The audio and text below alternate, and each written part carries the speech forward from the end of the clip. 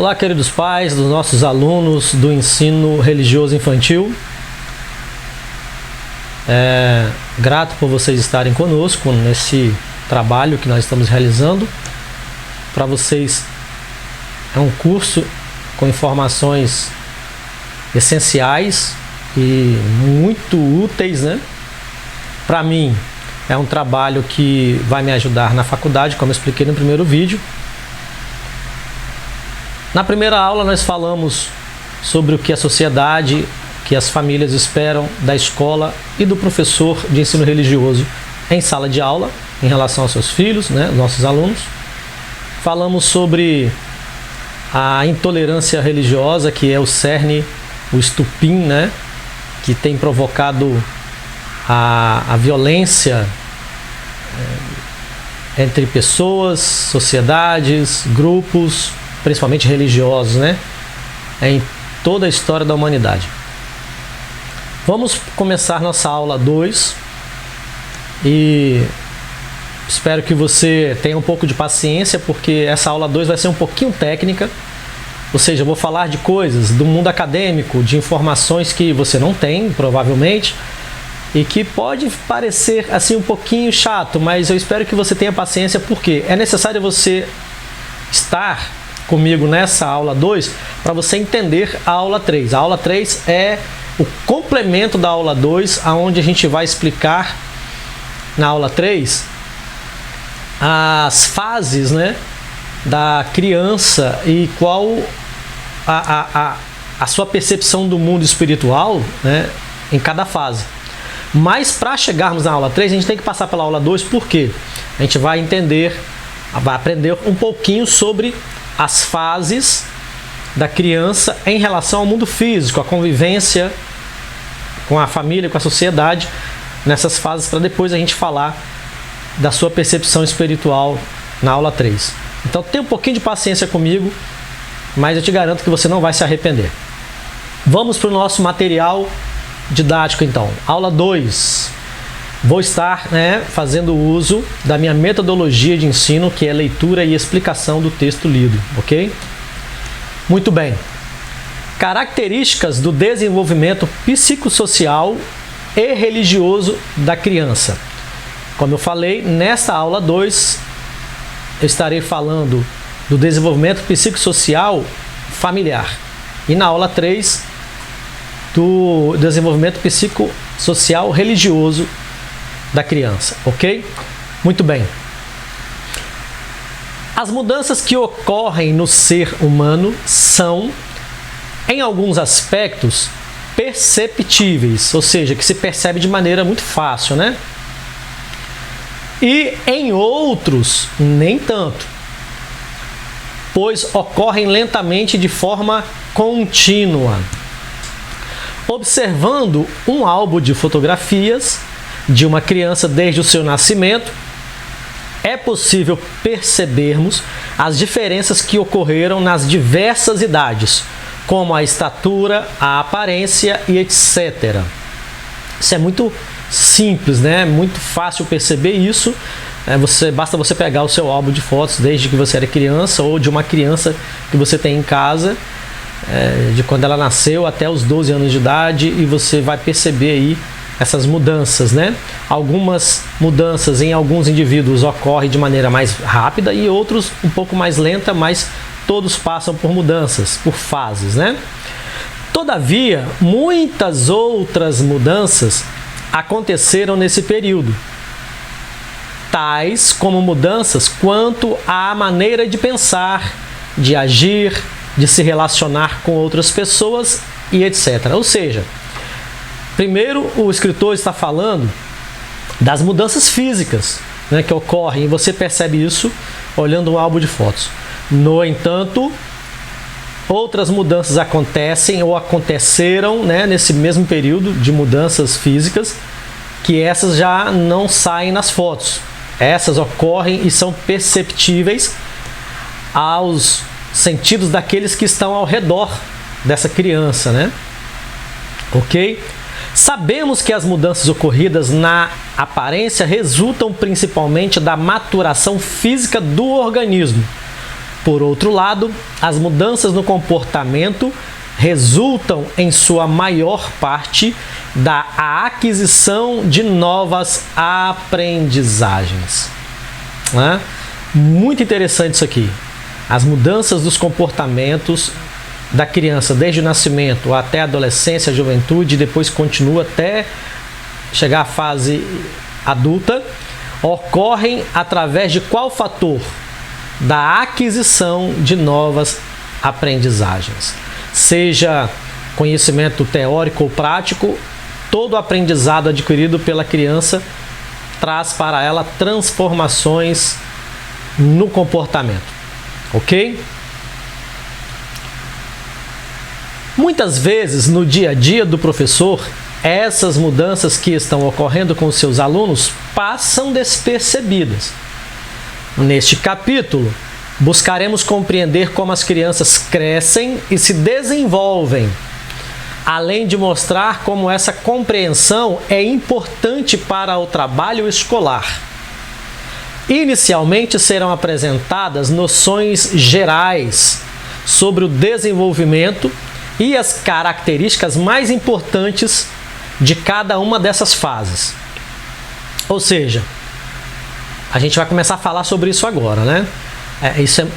A compreensão dessa realidade na vida das crianças é de extrema importância para o trabalho escolar. O que o escritor quer dizer? Que se o professor ele não tem esse conhecimento psicossocial da criança, psicológico, né? Esse conhecimento que a criança passa por mudanças, tanto física quanto comportamentais, através de aquisição de conhecimentos práticos e teóricos, o professor ele está faltando alguma coisa, ele precisa conhecer isso. E eu quero agora acrescentar, não só o professor na escola, mas o professor lá na igreja onde você congrega, o professor das crianças lá, ele precisa também saber dessas coisas.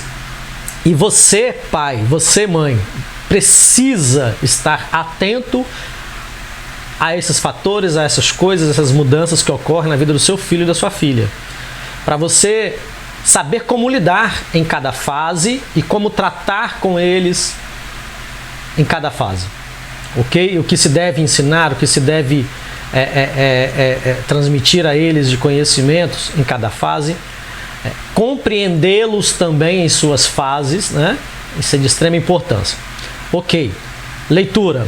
Destacam-se a teoria do desenvolvimento psicossocial de um grande escritor chamado Erik Erikson, citado nesse livro que eu estou pegando emprestado, que eu falei na primeira videoaula, citado por Rosa, também é um autor dos nossos dias, que ele escreveu um material, né, sobre o desenvolvimento da criança, mas ele fez uso desse escritor mais antigo ainda, chamado Erik Erikson.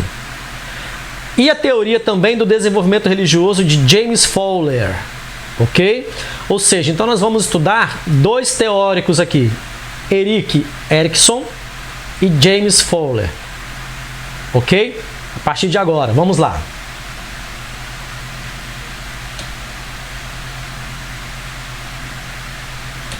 Muito bem.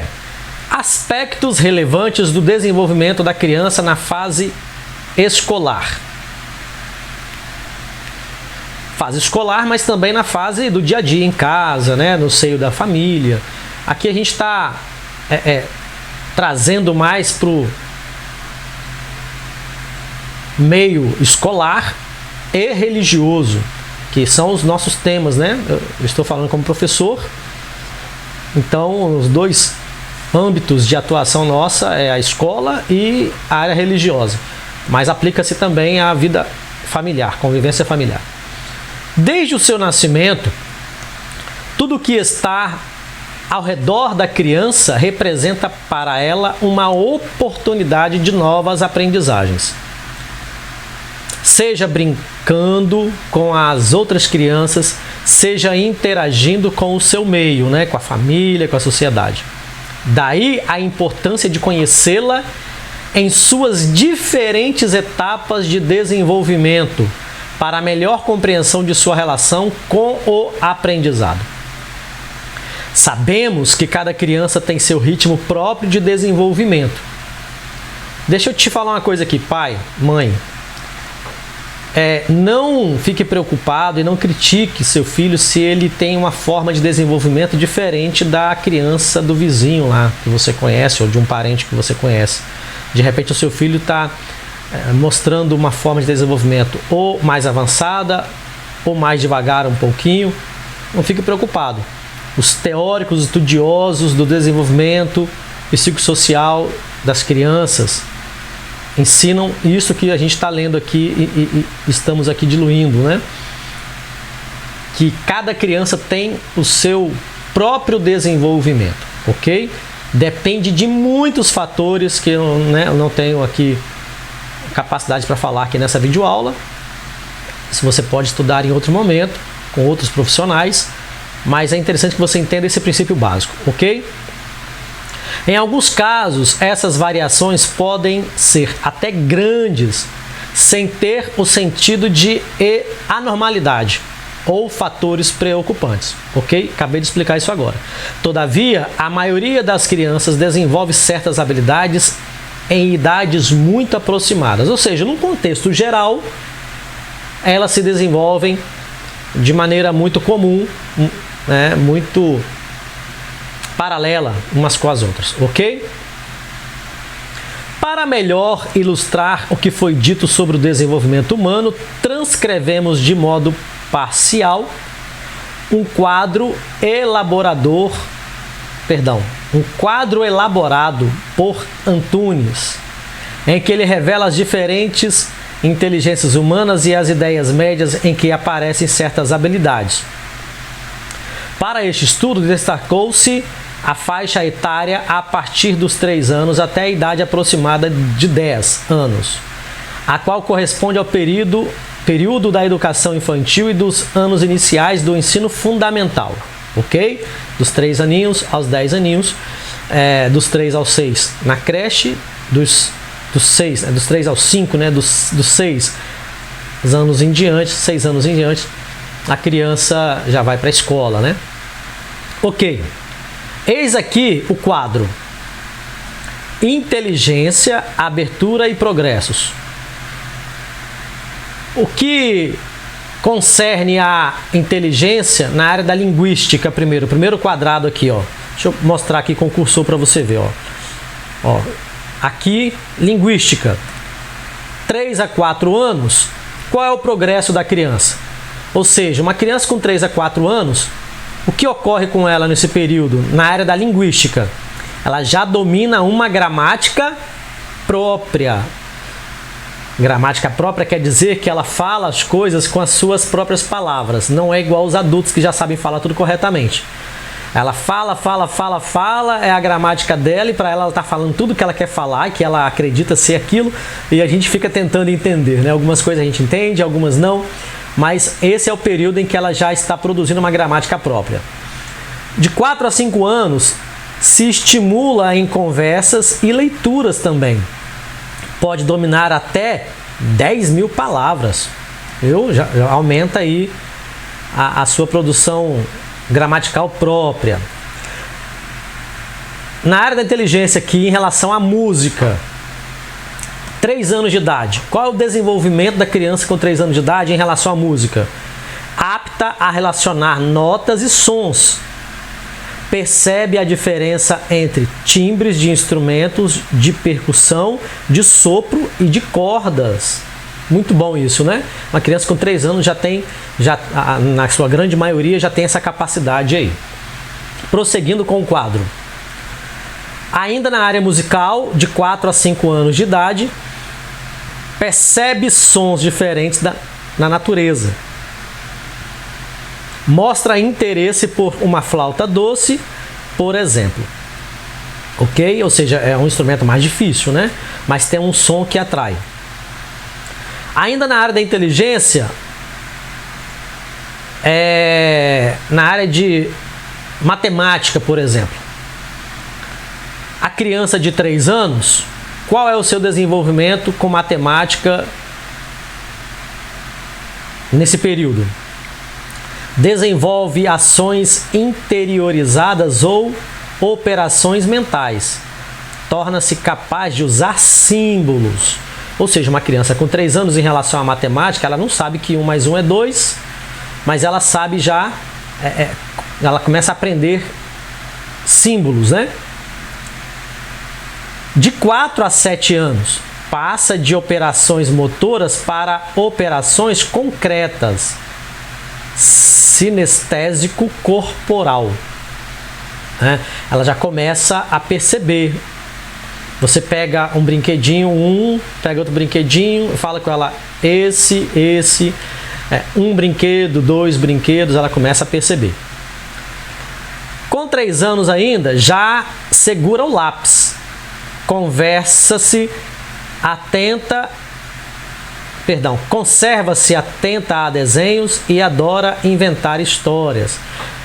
Eu acho que você já percebeu isso, pai, mãe, que a criança com 3 anos já segura o lápis, ela já é chamada a atenção por desenhos, o desenho chama a atenção dela e ela já adora contar historinhas. Fala, a gente não entende nada, mas está contando a historinha dela. 5 anos. Inicia-se a importante fase sinestésica da coordenação motora fina, quando o aprendizado é essencial. Coordenação motora fina é quando a criança consegue fazer certas coisas que nós adultos fazemos já há muito tempo. Não é aquela coordenação motora desordenada, né? Já é uma coordenação motora mais apurada. Então é nesse momento, com 5 anos de idade, que os pais precisam começar a ensinar coisas essenciais às crianças, né? Com 5 anos de idade. Com 12 anos, em relação à matemática ainda, o cérebro aprende com menor velocidade. Olha aí, ó. Então, eis aqui um pulo do gato, é um ensinamento interessante para professores e para pais também, né? Para tutores de modo geral. Uma criança até 10, 11 anos consegue aprender muito fácil. Mas quando chega nos 12 anos aí, tem um certo período que o cérebro dá uma parada, ele dá uma descansada, fica mais lento. Se você pai, se você professor não entender isso, você vai achar que a criança está com algum problema. Vai começar a enviar reclamações para casa. O seu filho é preguiçoso, não quer estudar, e não é isso. A psicologia ensina que a criança com 12 anos, ela realmente, o cérebro dela dá uma descansada, fica mais lento. Então, é interessante você perceber e aprender isso daí. Na área naturalista, em relação à inteligência, 1 ano e meio a 3 anos já percebe diferentes animais. De 1 ano e meio a 3 anos, ele consegue perceber animais. O cachorrinho, o gatinho, o periquito, né? De 4 a 5 anos, já descobriu a paisagem e também se encanta com o que achamos bonito. De 4 a 5 anos, ele já consegue perceber o que nós adultos percebemos também. E começa a achar bonito aquilo que nós também achamos, né? Já percebe a paisagem, né? Porque antes disso, ele percebe muito o que está muito próximo dos olhos. Ele ainda não tem a capacidade de erguer a cabeça e olhar ao redor e observar e perceber a beleza. Ele está muito focado no que está muito perto ali, né? Ok? Vamos adiante no quadro.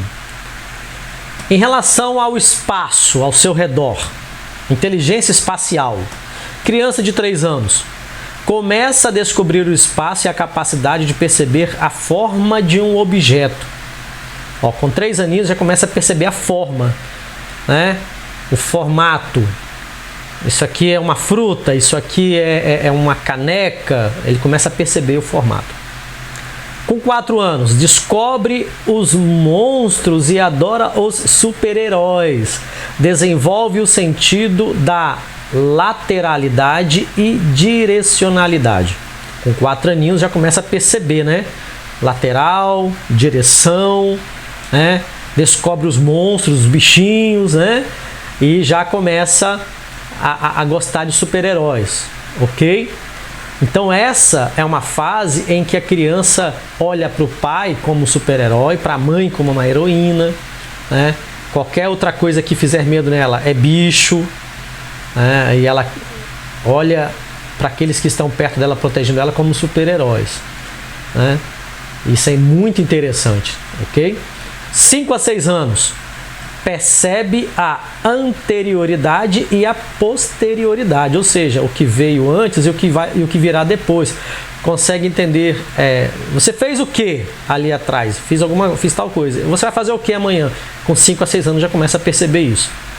Com 10 anos, descobre a perspectiva e descobre as direções cardeais, norte, sul, leste, oeste. Com 10 anos, a criança percebe, começa a descobrir, né? A aprender o que é isso. O que é norte, sul, leste, oeste, os pontos cardeais. E consegue também já saber o que é uma perspectiva. O que é perspectiva? Aquilo que se espera de alguém ou de alguma coisa, né? Então, esse é o período, 10 anos, em que ele começa a aprender o que é perspectiva, o que é esperar, o que é aguardar alguma coisa de alguém. E também descobre os 4 pontos cardeais, norte, sul, leste e oeste. Pictória. 3 anos, percebe diferenças nas histórias em quadrinhos. Ó, as diferenças, né? Com 4 anos, pode associar fala de um personagem às suas expressões. Interessante isso, né? 5 e 6 anos, desenha com desenvoltura e pode descobrir o significado das cores primárias. Não vou tentar lembrar aqui agora não, porque já tem algum tempo que eu estudei sobre isso. Mas você deve saber, se não sabe, é só pesquisar no Google quais são as cores primárias. A criança com 5, 6 anos de idade já começa a perceber isso daí. As cores primárias, começa a colorir usando essas cores, né? Ok? Pode associar a fala de um personagem às suas expressões. Ou seja, quando a mamãe fala sorrindo, ela percebe, a mamãe tá alegre. Se a mamãe fala com o rosto fechado, ela percebe, a mãe tá brava. Entre 4 anos de idade, ela começa a perceber essas coisas. Começa a entender isso, né? Ok? Continuando aqui. Intrapessoal. Dentro dela, ela consigo mesmo. 3 anos de idade, já compreende a existência de outras pessoas fora do universo paterno e materno. Ou seja, com 3 anos de idade, uma criança já começa a perceber que o mundo não é só a sua casa, ela, papai e mamãe. Não, ela começa a perceber as pessoas fora também de dentro de casa, né?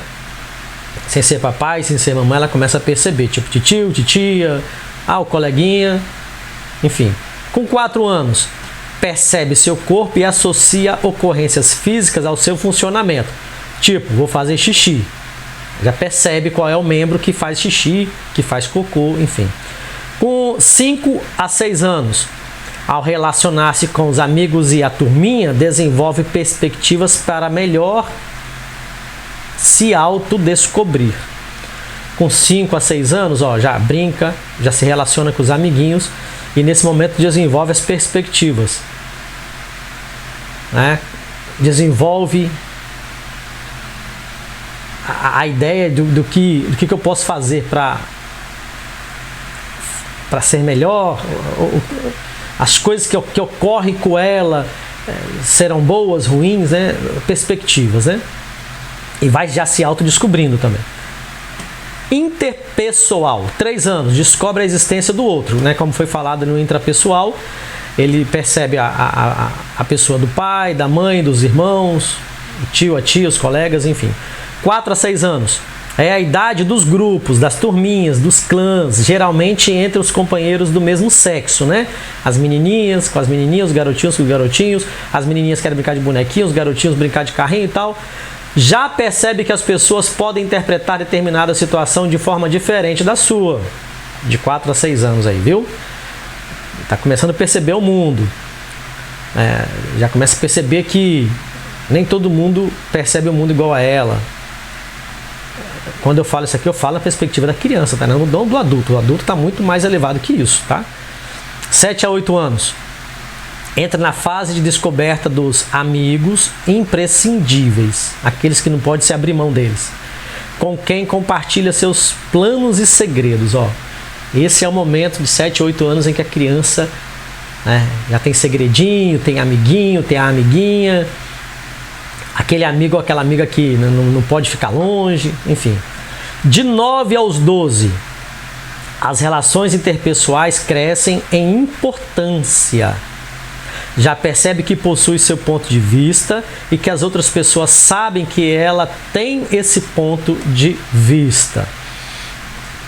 Ok? Muito bem explicado. Espero que você tenha entendido, né, as fases aí, o que ocorre basicamente em cada fase. Se você ficar interessado, o Gilberto ele não é muito bom para explicar isso aqui. Não, realmente, eu não sou psicólogo, eu sou um professor de ensino religioso. Só estou te mostrando isso daqui para você ter uma noção e também para servir de gatilho para você se sentir impulsionado a estudar mais sobre isso. Aí você pode pensar, mas eu sou pai, eu sou mãe, eu não preciso. Quem falou que não? É você mesmo que precisa. Porque os professores em sala de aula estão estudando de maneira sequente, né? Não para nunca de estudar sobre esses assuntos para poder melhor entender e compreender os alunos em sala de aula. Ok? Você, pai, você, mãe, precisa muito saber dessas coisas. Vale ressaltar aqui que muitas crianças têm problemas de relacionamento porque os pais não têm esse conhecimento, não tendo esse conhecimento, educam as crianças e tratam as crianças e se relacionam com as crianças de maneira equivocada em cada etapa da sua vida. E por isso eu estou falando aqui para você desse assunto, para chamar a atenção para esse conhecimento.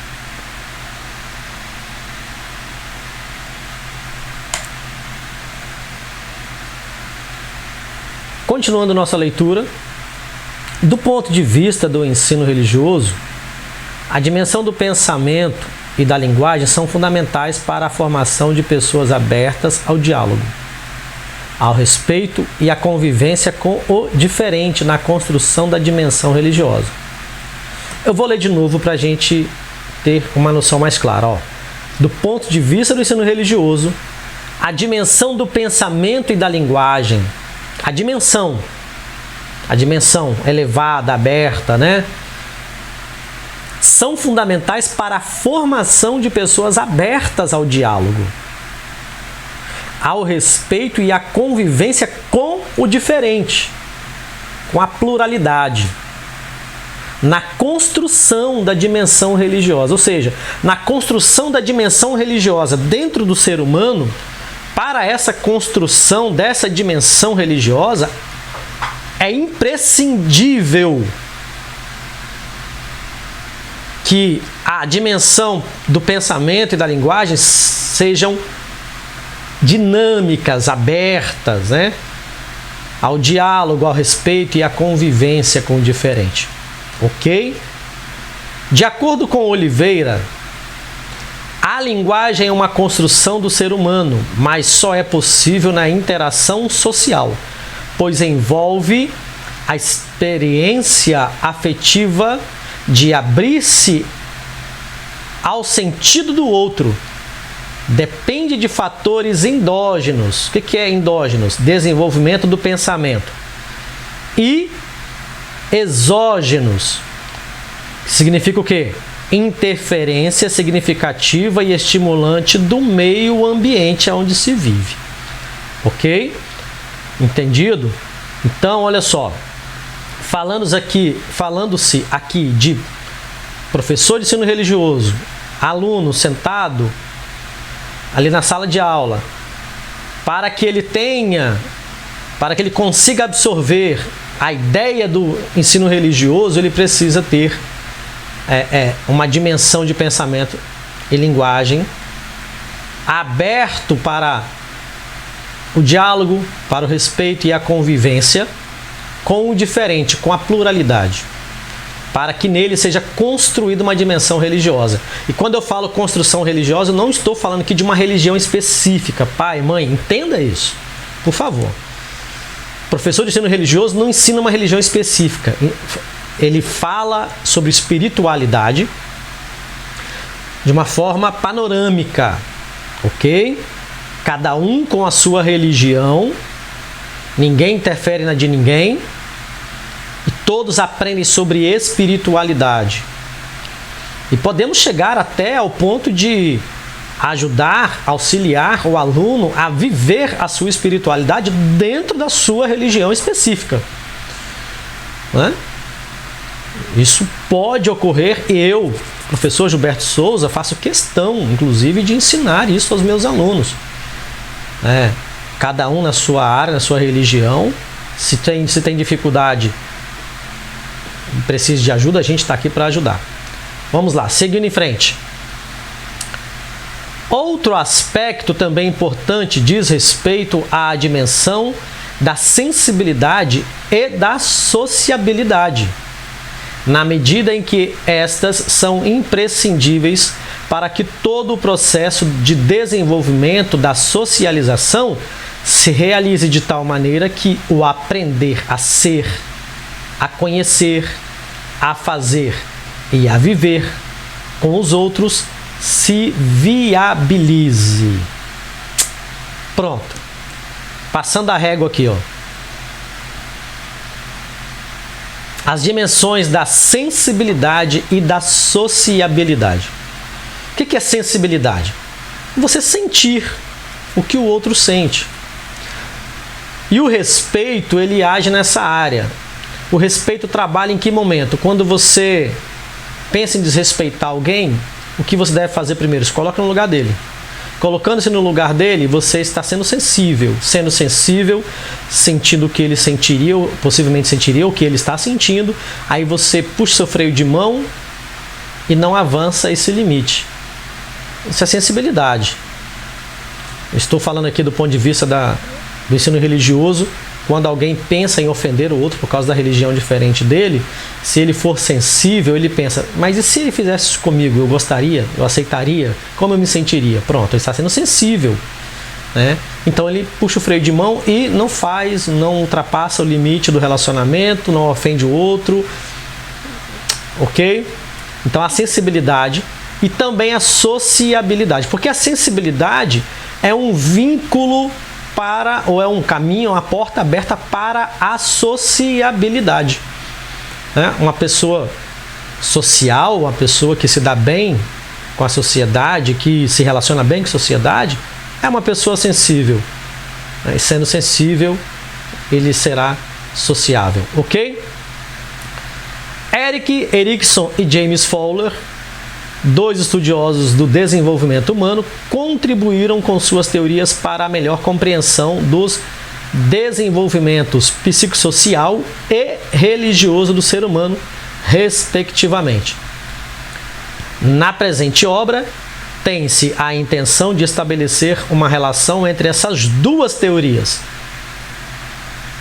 abordando as principais características dos estágios do desenvolvimento psicossocial e do desenvolvimento religioso, correspondente até a fase escolar dos anos iniciais do ensino fundamental. Como eu disse para vocês, esta foi a aula em que nós falamos do desenvolvimento psicossocial fora do ambiente religioso, na família, na escola, enfim. Na próxima aula, que será a nossa terceira aula, falaremos do desenvolvimento psicossocial na área religiosa. Ok? Muito obrigado por sua atenção. Até a próxima aula. Nos vemos lá.